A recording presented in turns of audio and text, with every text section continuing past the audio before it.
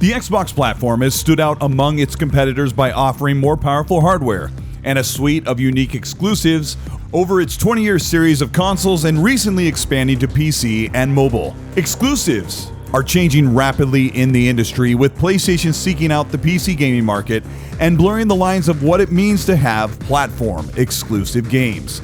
Xbox recently put down $68.7 billion to acquire Activision Blizzard, and the outcry of big Microsoft spending disrupting the industry shows the major concern for long-lived franchises being held from other popular platforms.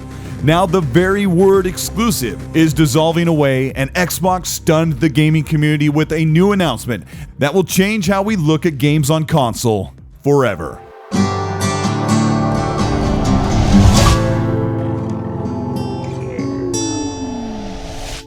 This is Colteastwood. Welcome to the channel. Today we're going to talk about Xbox's completely stunning announcement about exclusives moving forward with Activision and Blizzard. And stay tuned to the end because I've got some interesting takes from some experts that have seen quite a bit of light at the end of the tunnel for games going forward. If you end up enjoying this video, let me know by liking and subscribing to the channel. Hit the bell to be notified of new content, and let's talk about exclusives on Xbox and even PlayStation. In a recent press release, Microsoft, on behalf of their gaming division and Xbox, made a strong statement about opening up barriers for customers and developers across mobile, console, and PC ecosystems to make a more uniform and fair marketplace for games to exist and be supported. In the middle of this explanation of new changes in lieu of the Activision Blizzard antitrust concerns, Microsoft assured the world of gaming that they will make the environment to place games and spend time and money on them will ease the friction that makes it difficult for crossplay, different terms across other stores, and giving the gaming fans a more consistent experience across multiple platforms. Activision Blizzard brings with it almost 10,000 employees and 50-plus game franchises that have existed on every legacy console over the past 40 years, and more importantly, across all PlayStation consoles. Microsoft said, "We want regulators and the public to know that as a company, Microsoft is committed to adapting to new laws. We recognize that the emerging new era of tech regulation brings with it both benefits and risks, not just for a single company, but for the entire industry. Our vision is to enable gamers to play any game on any device, anywhere, including by streaming from the cloud. App stores on the most relevant and popular everyday devices like mobile phones, PCs, including Windows PC, and in time, the cloud, are important to realizing this vision." One of the things that Microsoft and Xbox are expressing their concern over are different restrictions and regulations on iOS and Apple storefronts. This statement highlights the narrative communication that we have heard over the past few years, as Xbox has built up studios for their platform for partners, newly built teams, and acquired teams like Bethesda, ZeniMax, and now Activision and Blizzard. Phil Spencer has made it clear that games from the 30-some studios they've had since last year will release new exclusive games on Xbox, PC and mobile, or Game Pass platforms. Days after the Activision Blizzard announcement last month, Phil expressed their intent to keep Call of Duty on PlayStation with some vague overtones yet to be interpreted. Today, Microsoft has cleared up all of that confusion. They said, "But too much friction exists today between creators and gamers. App Store policies and practices on mobile devices restrict what and how creators can offer games and what and how gamers can play them. Our large investment to acquire Activision Blizzard further strengthens our resolve to remove this friction on behalf of creators and gamers alike. We want to enable world-class content to reach every gamer more easily across every platform. We want to encourage more innovation and investment in content creation and fewer constraints on distribution. We also recognize that regulators may well have other important questions as they review our acquisition of Activision Blizzard. We're committed to addressing every potential question, and we want to address publicly at the outset 2 such questions here." This is literally the $68.7 billion question that anyone on Xbox or people away from Xbox on PlayStation have about the Activision Blizzard merger. Where are the exclusives going? Will big games like Call of Duty remain on PlayStation? Here's what Microsoft said. First, some commenters have asked whether we will continue to make popular content like Activision's Call of Duty available on competing platforms like Sony's PlayStation.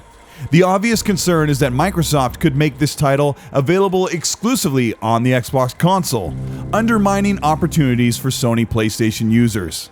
To be clear, Microsoft will continue to make Call of Duty and other popular Activision Blizzard titles available on PlayStation through the term of any existing agreement with Activision.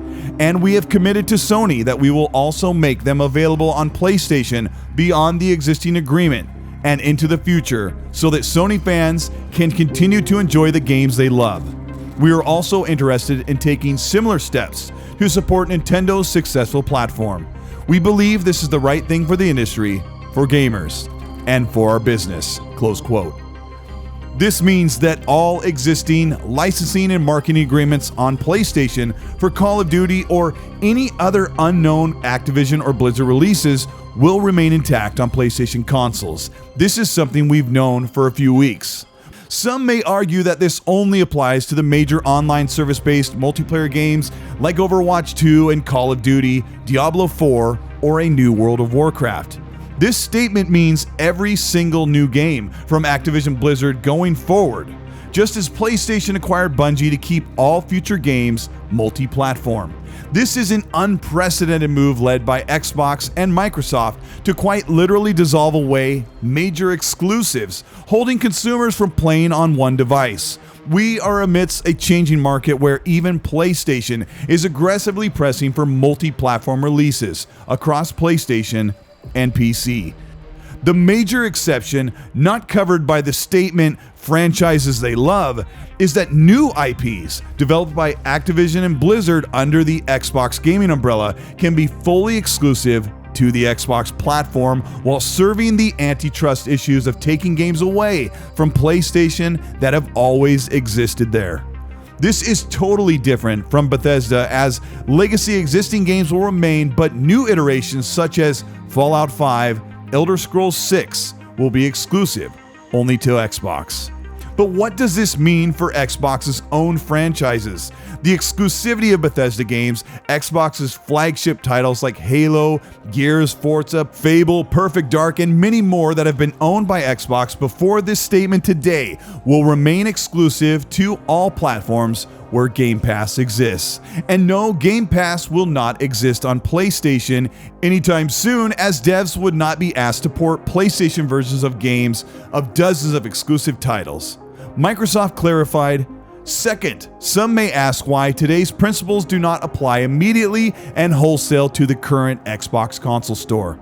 It's important to recognize that emerging legislation is being written to address app stores on those platforms that matter most to creators and consumers, PCs, mobile phones, and other general-purpose computing devices. For millions of creators across a multitude of businesses, these platforms operate as gateways every day to hundreds of millions of people.